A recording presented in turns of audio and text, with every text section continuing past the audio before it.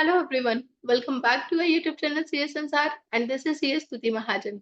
तो आज के सेशन में हम डिस्कस करेंगे critical implications of GST on the banking sector. Let's see.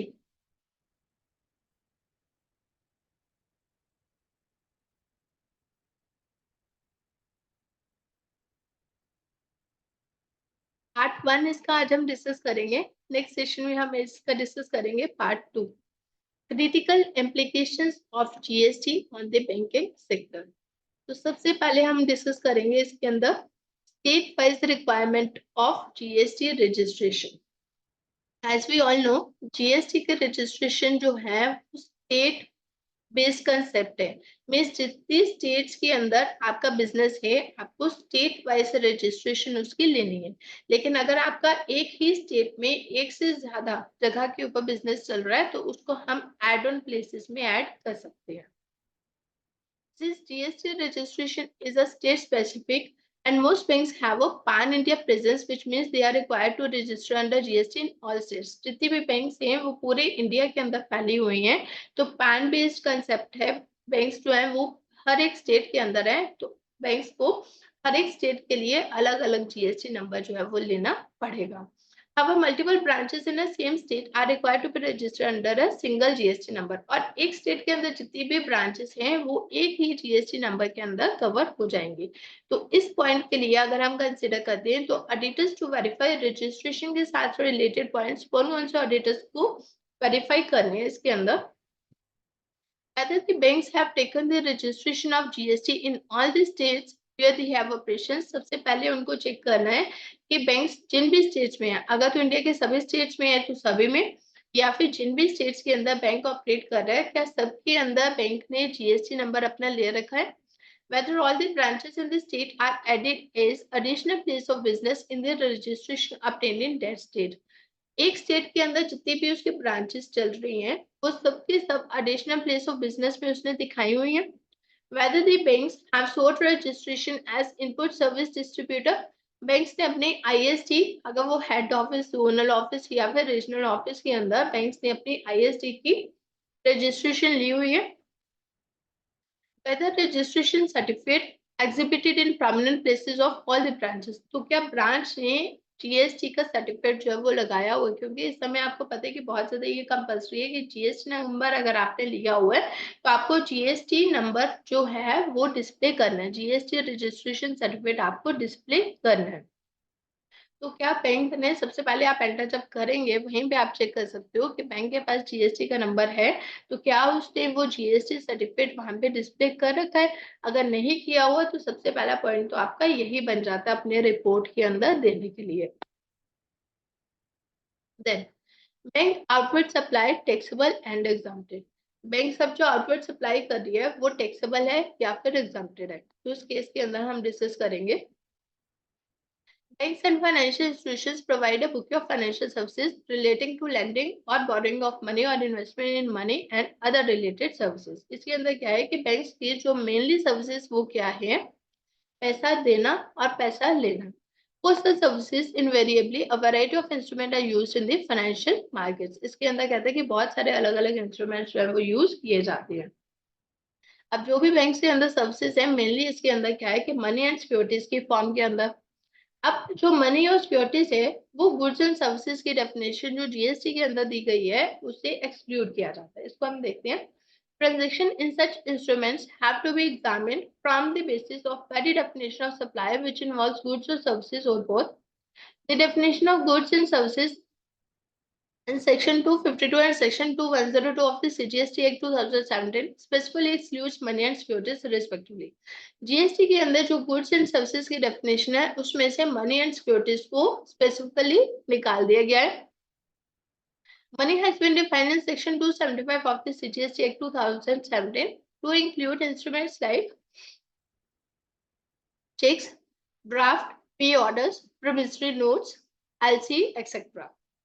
Therefore, activities that are only transactions in such instrument would be outside the definition of service and hence GST is not applicable. इसके अंदर क्या है, इन्होंने क्या बताया, कहते हैं कि इस डेफिनेशन को मनी के अंदर ये सारे इंक्लूड होते हैं. ठीक है. और जो मनी एंड सिक्योरिटीज है वो गुड्स एंड सर्विसेज से निकाला गया। जीएसटी के अंदर जो गुड्स एंड सर्विसेज की डेफिनेशन है उसमें से मनी एंड सिक्योरिटीज को निकाला गया। तो दैट मीन्स इन सब आइटम्स के ऊपर जीएसटी जो है एप्लीकेबल नहीं होगा।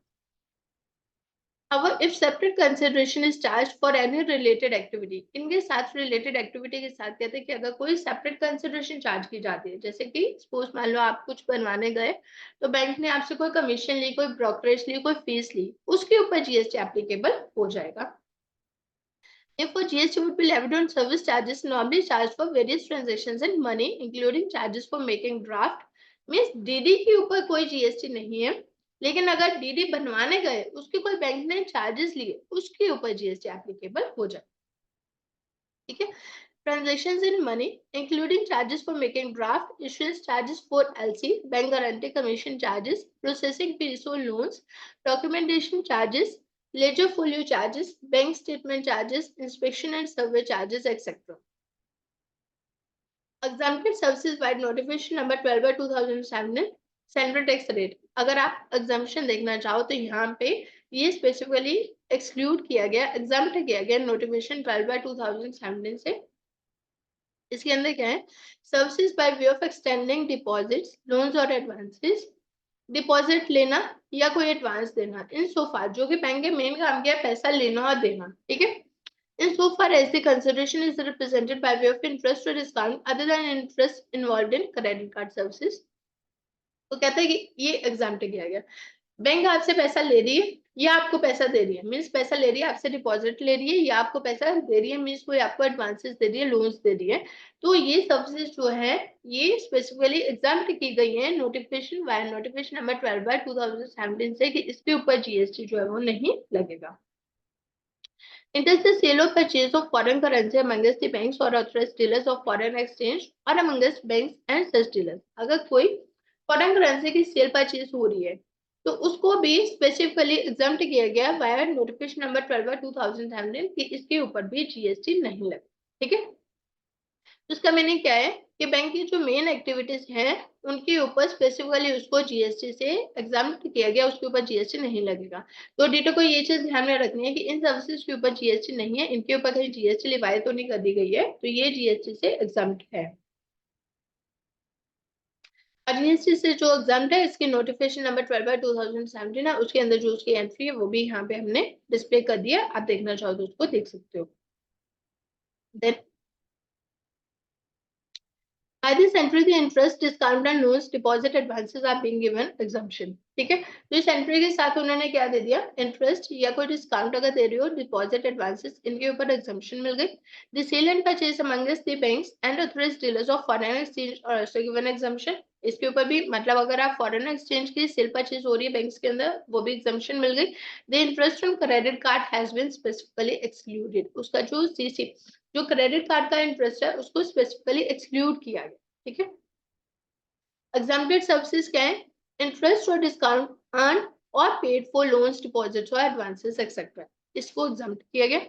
अब टैक्सेबल सर्विसेज कौन सी है, एनी अपफ्रंट और regular charges such as processing fees, documentation charges, service charges, collection charges, inspection charges, repossession charges, foreclosure और prepayment charges etcetera. Interest involved in credit card services. पहले उसने बोले कि ये सारी की सारी चीजें जो स्पेसिफिकली एक्सक्लूड की गई हैं, जो बैंक की मेन एक्टिविटीज है, पैसा लेना और देना या फिर फॉरेन एक्सचेंज के अंदर, अगर उसके साथ रिलेटेड कोई भी प्रोसेसिंग फीस लगती है वो टैक्सेबल होगी। ठीक है, वो टैक्सेबल रहेगी। इस केस के अंदर ऑडिटर्स टू वेरीफाई, ऑडिटर्स को क्या वेरीफाई करना, GST taxable and exempted supplier related whether any inbuilt system arrangements are made to ensure that different types of supplies are identified and separately recognized as taxable supply and exempt supply। इसके अंदर उनको check करना है, auditors को सबसे पहले check करना है क्या बैंक ने कोई चार्ट आउट किया हुआ है कि ये सर्विसेज जो है ये एग्जम्प्टेड है और ये सर्विसेज टैक्सेबल है। verifying whether all the transactions are made as per checklist of exempted and taxable supplies। सबसे पहले उसको चेक करना है कि क्या बैंक ने कोई चेकलिस्ट बनाई हुई है, टैक्सेबल ये सर्विसेज और एग्जम्प्टेड ये सर्विसेज है। देन उसके बाद उसी चेकलिस्ट के अकॉर्डिंगली बैंक ने उन सब चीजों को चेकलिस्ट के अकॉर्डिंगली उसने बाइफरकेट किया है कि एग्जाम्प्टेड लिस्ट के ऊपर जीएसटी नहीं लगा और टैक्सेबल चेकलिस्ट के ऊपर जो जीएसटी है वो लगा है। whether any wrong collection or no collection of taxes। तो ये वेरीफाई करना है कि कहीं गलती से जो एग्जाम है उसके ऊपर आपने गलती से कलेक्ट कर लिया टैक्स, और जो टैक्सेबल है उसके ऊपर आपने कलेक्ट नहीं किया टैक्स। कोई ऐसी आइटम तो नहीं है। अगर कोई ऐसी लाइन आइटम आपको मिलती है तो आपको वो वेरीफाई करके ऑडिट रिपोर्ट के अंदर मेंशन कर। तो बेसिकली इसके अंदर हमने, टू समराइज अगर मैं कर दूं तो इस सेशन में हमने क्या डिस्कस किया। सबसे पहले तो आपको जाते ही क्या देखना है कि बैंक्स की जीएसटी की रजिस्ट्रेशन हुई है, ऑल ओवर इंडिया की है तो स्टेट वाइज अलग अलग होनी चाहिए। और एक ही स्टेट में अगर आपके जितने भी मल्टीपल ब्रांचेस हैं वो सारे के सारे एडिशनल प्लेस ऑफ बिजनेस के अंदर कवर होनी चाहिए।